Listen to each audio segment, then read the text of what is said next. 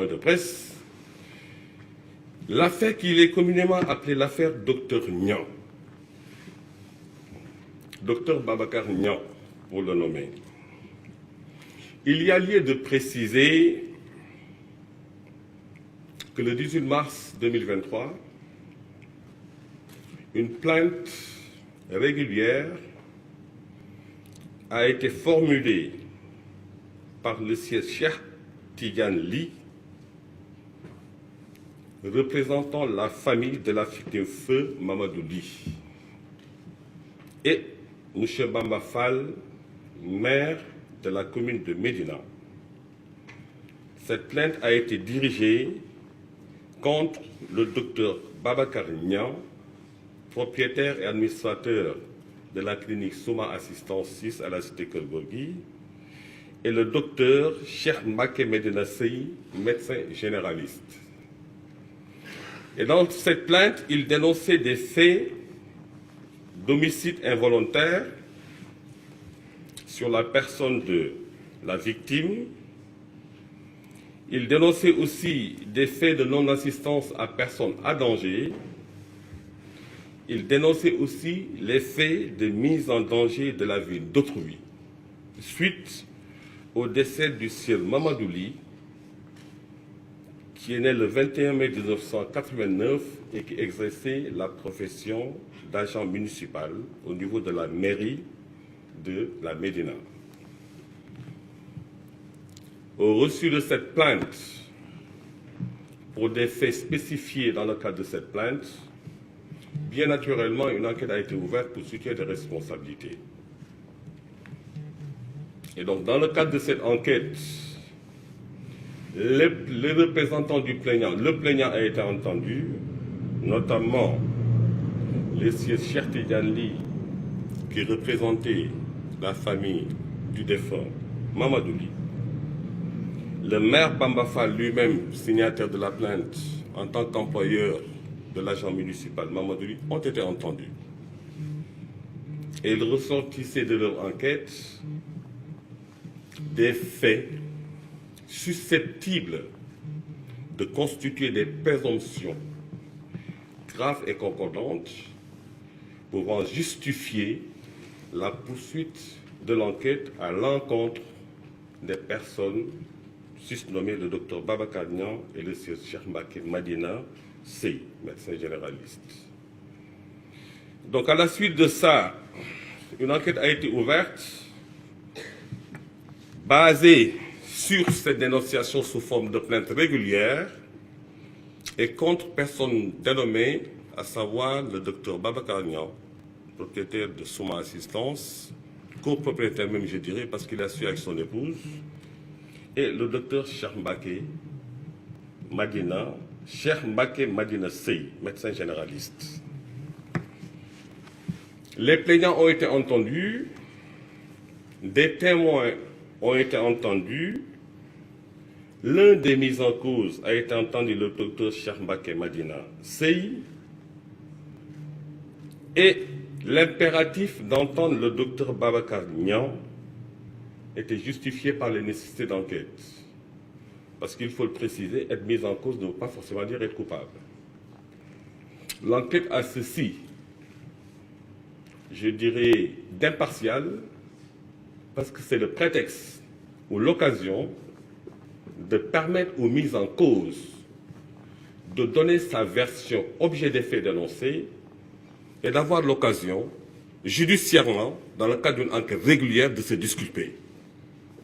Donc vous noterez que ce n'est pas que systématiquement une personne fait l'objet d'une plainte qu'il est automatiquement coupable. Ce n'est pas que systématiquement une personne fait l'objet d'une plainte ou de poursuite d'audition dans le cadre d'une enquête préliminaire que la conséquence évidente en a tiré, c'est qu'il fait l'objet d'un traitement pour quelque motif que ce soit. Donc je disais tantôt que la plainte a été déposée le 18 mars.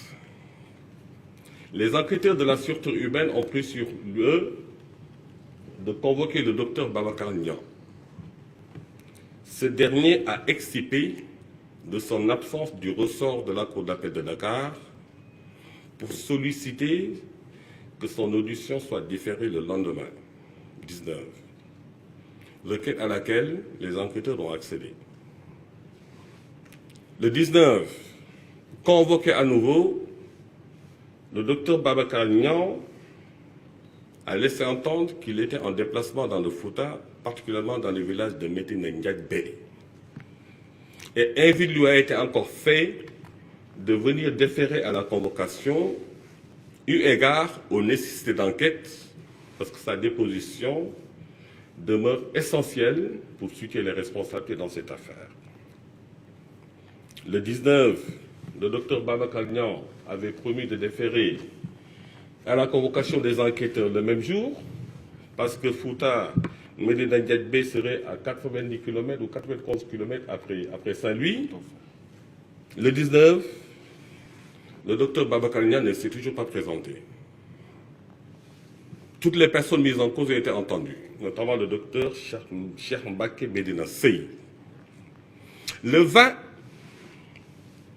sur mon intervention, le procureur de la République a cru devoir lui décerner une convocation pour être entendu.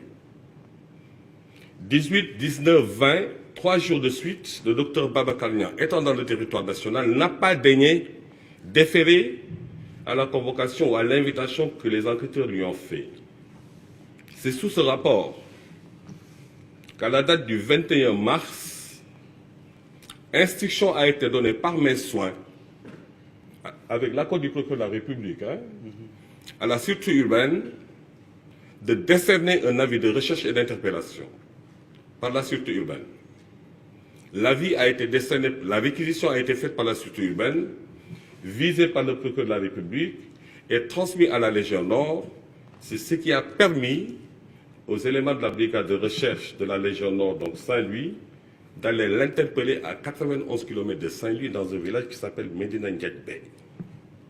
Et c'est dans ces conditions, comme il a été déploré par ailleurs, que le docteur Niang a été mis en route pour son audition au niveau de la sûreté urbaine le lendemain 22, je pense aux environs de 11 h, parce qu'ils ont quitté au petit matin. Et tout ça, c'était pour renseigner l'opinion, comme quoi la justice demeure une exigence de tout état de droit. Et aucun citoyen, qui qu'il puisse être, de quelque bord qu'il se trouve, ne peut pas, pour quelque raison que ce soit, tenter de se soustraire à son action. Et donc, en tout état de droit, l'invite lui a été fait 2 ou 3 fois. L'attente a duré, eu égard à l'urgence que tout le monde connaît et que tout le monde partage, du 18 jusqu'au 22, il était impératif que les enquêteurs usent des moyens légaux que leur offre le Code de procédure pénale dans le cadre d'un état de droit pour le contraindre à venir déférer à la convocation. C'est d'autant que, au niveau de sa clinique, les faits se sont passés. Et les faits se sont passés. On ne va pas revenir sur le déroulé de la prise en charge de la victime Amadouli depuis le lieu des manifestations à bord de l'ambulance de Souma Assistance jusqu'à sa conduite à la clinique où ses parents se sont présentés et se sont acquittés. Une clinique privée où les soins sont payants, et se sont acquittés de toutes les charges financières relativement à sa prise en charge. C'est ainsi qu'à sa conduite, il a été consulté. Un diagnostic a été posé, d'où il résultait qu'il a reçu une pierre au niveau de l'arcade sourcilière qui a fini par atteindre le crâne et le cerveau. Et donc son pronostic vital était engagé. À la suite de ça, le mode de fonctionnement de la clinique Souma est de recourir à des sachants, des spécialistes, si toutefois le diagnostic d'un patient le justifiait. Ils ont indiqué à la famille de la victime qu'il était question qu'il soit évacué à l'hôpital principal séance tenante pour subir une intervention parce que son pronostic vital était engagé. L'autre alternative interne à la clinique a été, ils leur ont été conseillés de payer les honoraires et de faire appel à un sachant extérieur pour qu'il soit opéré dans les locaux de la clinique Souma. Et cela à 18 h. La famille s'est acquittée des honoraires inhérents à l'opération envisagée. Et depuis 18 h, la clinique a reçu d'autres patients qui apparemment ont été l'élément déclencheur de la négligence sur la victime Mamadouli. Mais en tout état de cause, l'enquête a pu établir que depuis son évacuation à la clinique, son pronostic vital était prononcé. De 18 h pour le moins, je dis bien pour le moins, parce que 18 h est l'heure à laquelle il avait fait le scanner et que l'éventualité de le référer à l'hôpital principal pour une intervention pour le sauver était une nécessité. Tout ce que je dis est renseigné sur procès verbal régulier et sur les auditions à la base des constatations. Depuis 18 h jusqu'au lendemain à 17 h, Mamadou, lui, était laissé en rade à la clinique.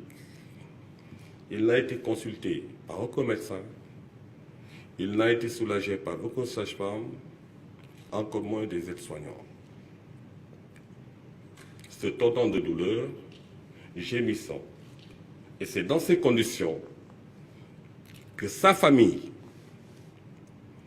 a exigé du corps médical que le patient leur soit restitué pour son évacuation à l'hôpital principal où il pourrait espérer lui sauver la vie. Et c'est donc sur forte insistance de sa famille que Mamadou lui a été évacué à 17 h, 18 h le lendemain, soit à peu près de 24 h, en direction de l'hôpital principal où, arrivé, le corps médical n'a pu que constater son décès. Il est aujourd'hui douloureux de le dire, et bien regrettable d'ailleurs, que même arrivé à l'hôpital principal, le corps médical qui s'était chargé de l'évacuer avait oublié son dossier médical à la clinique Souma. Et donc, une urgence de premier ordre principale qui a été référée ne disposait pas de son dossier médical. Ce qui est absolument,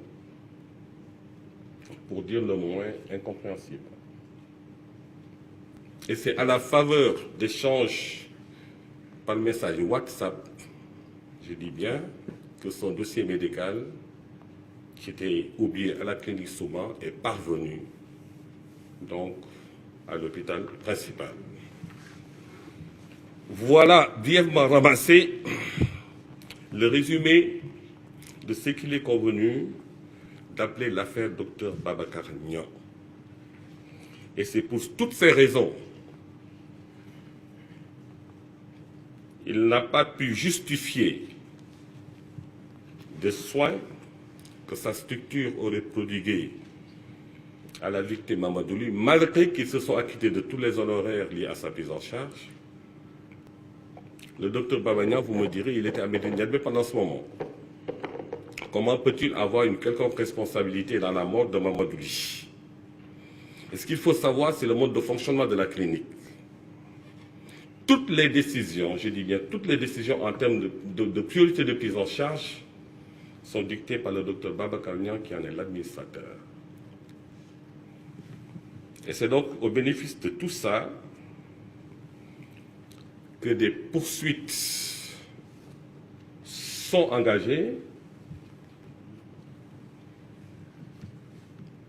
et sous le respect des nécessités d'enquête, de la présomption d'innocence et du secret de l'enquête, je dirais, le secret de l'enquête et de l'instruction, je m'en tiens à ces considérations. Et c'est donc au bénéfice de tous ces éléments que le procureur de la République,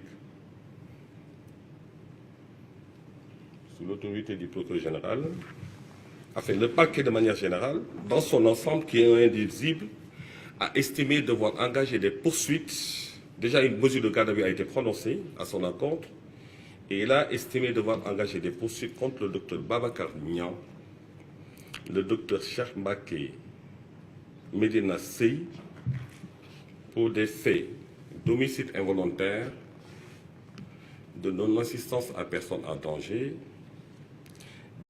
dont, avec deux associés que sont le docteur Babacar Niang et son épouse, Madame Saïda Berthe. Donc cette clinique Suma, en tant que structure privée, est installée dans les poursuites.